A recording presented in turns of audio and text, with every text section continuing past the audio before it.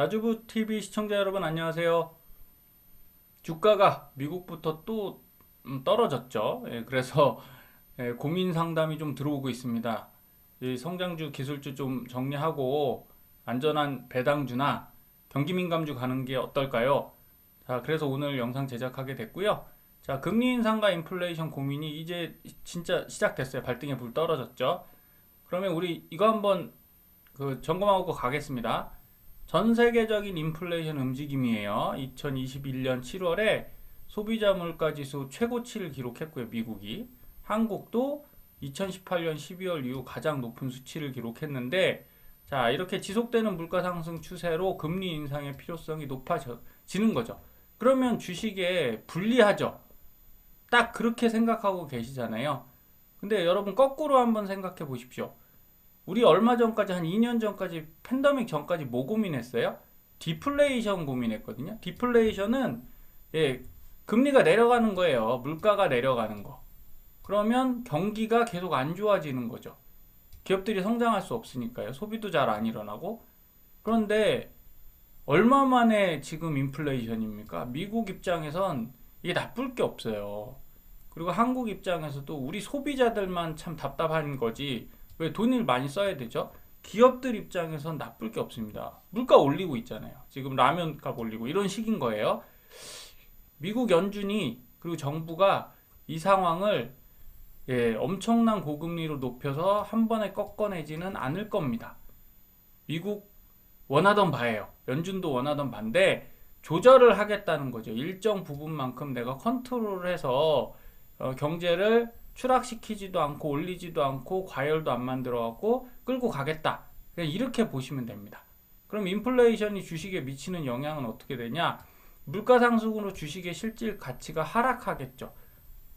자, 물가가 올라가면 내 주식 가격이 동일하다고 볼 때 떨어지는 거잖아요. 상대적으로 떨어지는 거죠. 그리고 금리 상승으로 주식 투자 매력이 반감됩니다. 금리 올라가면 이제 어설프게 주가 못 올라가는 상황에선 주식 안 하죠. 그냥 은행 가서 맡기거나 채권 살 겁니다. 이렇게 보시면 돼요. 그래서 인플레이션이 찾아오면 주식은 오를까 내릴까? 답 드리면요. 단기적으로 하락하고 장기적으로 상승합니다. 장기라는 건 한 1년 정도 지나면 다시 올라요. 빠르면 6개월. 왜 그렇게 되나요? 여러분, 인플레이션이 온다는 건 다시 말씀드렸죠. 기업들이 좋다는 얘기예요. 당장은 뭐 금리 때문에 소비자는 힘들어도 기업들은 돈을 많이 벌겠죠. 물가가 올라가니까. 그래서 실적이 좋아집니다. 그래서 올라갈 수밖에 없어요. 그럼 우리는 그 기간 동안만 잘 버티면 되고요.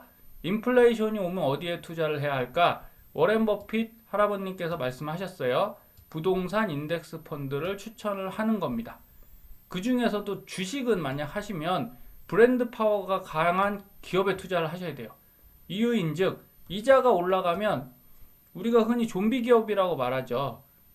돈 벌어갖고 이자도 제때 못 갚는, 저금리 때는 버틸 수 있는데 고금리 때 못 버티는 이런 기업들이 무너집니다. 그래서 금리 낮을 때는 어느 기업이나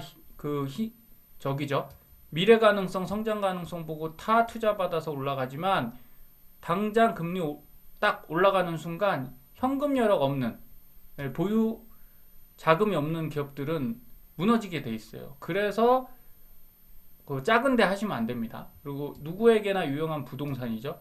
그래서 부동산 오를 건데 우리는 지금 너무 많이 올라서 긴가민가 하는 거고요. 위험이 적은 저비용 인덱스를 해라. 간단한 겁니다. 그래서 작은 주식들을 웬만하면 하지 마시라는 거잖아요. 위험하니까. 그냥 그렇게 생각하시면 되겠어요. 나스닥 급락의 이유는 이겁니다. 2021년 8월에 제롬 파월 연준 의장 뭐라고 했어요? 인플레이션 일시적이다. 근데 상당히 비둘기파적인 부드럽게 얘기했죠. 그래서 우리도 안심하고 있었죠. 그렇게 금리 인상을 빠르게 못하겠다. 또 코로나 변이도 있었고.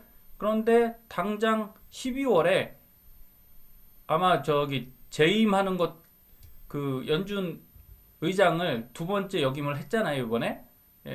그게 이제 조금 하고 나니까 부담감이 생겼나 봐요. 바로 매파적으로 돌아섰습니다. 그래서 3월 안에 돈 풀기를 끝내겠다. 테이퍼링 하겠다는 얘기죠. 금리 인상도 하겠다. 이러는 바람에 이제 조정이 시작됐죠. 나스닥도 흔들흔들하고 일주 전에만 해도 어떻습니까? 초매파적 발언을 했어요. 5년 전보다 공격적으로 최소 3조 달러를 줄여야겠다. 더군다나 양적 긴축이란 표현까지 했어요.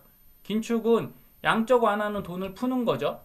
그리고 테이퍼링은 돈을 풀진 않아요.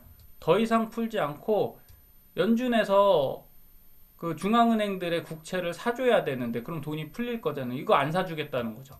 그냥 스톱. 긴축은 뭐예요? 다시 흡수해 가겠다는 거죠. 예, 돈을 다시 연준으로 끌어당겨간다. 그러면 시장의 유동성이 줄어들 거잖아요.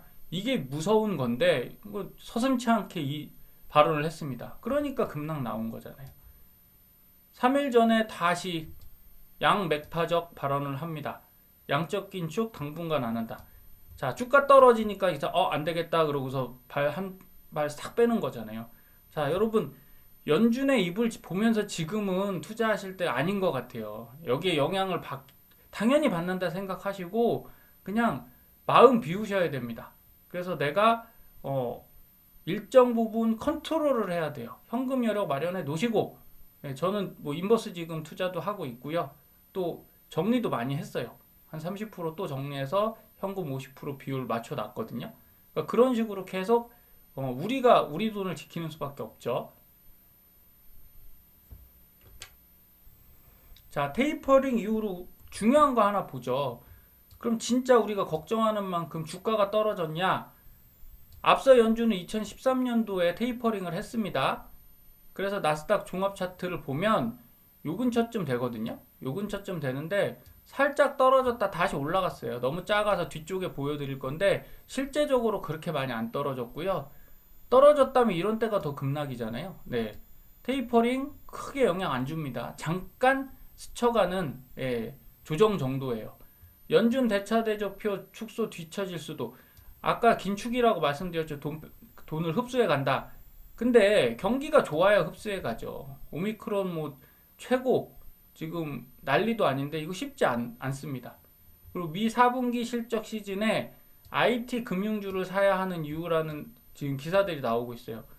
자, 경기 민감주라고 우리가 흔히 얘기하잖아요. 이렇게 금리 하락하고 성장주 말고 가치주로 넘어간다 라고 생각하시면 여러분 다 경기 민감주 얘기 들으시고 실제 생각하시죠. 근데 이거 하나 바꾸셔야 됩니다. 생각을. 이유는 산업혁명에 대해서 잠깐만 보면요. 우리 지금 3차 산업혁명을 살고 있어요.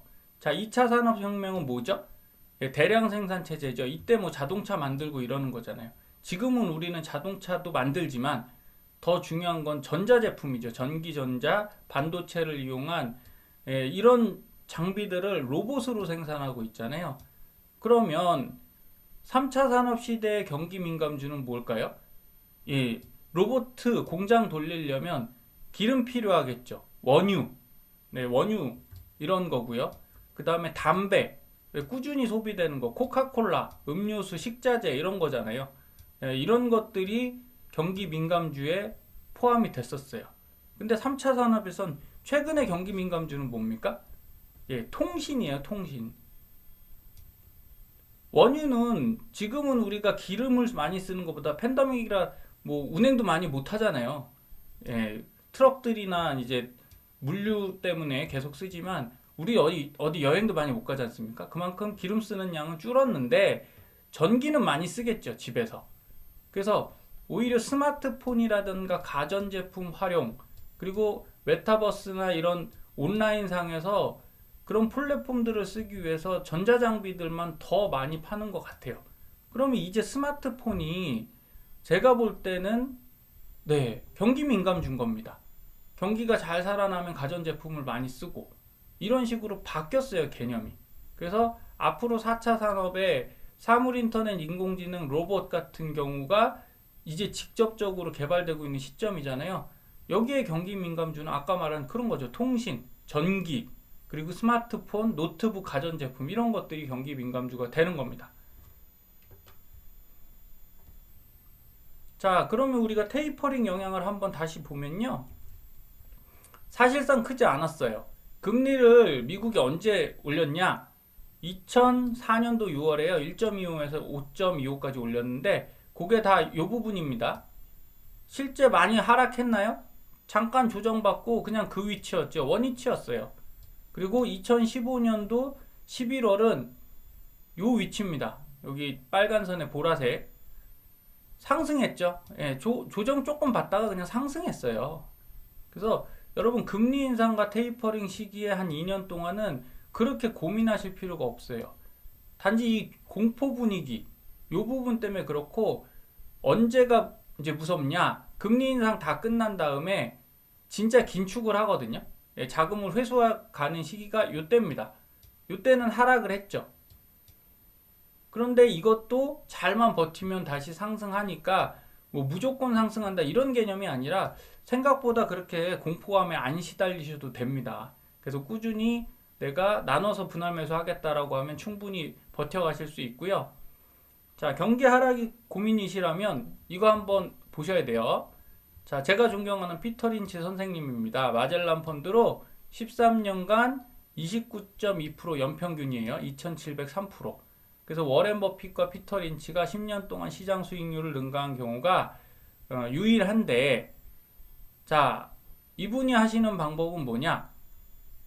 어렵게 생각하지 마세요. 제가 설명드릴게요. 가치주는 뭐라고 제가 말씀드렸냐면 경기민감주라고 했죠. 저평가 우량주.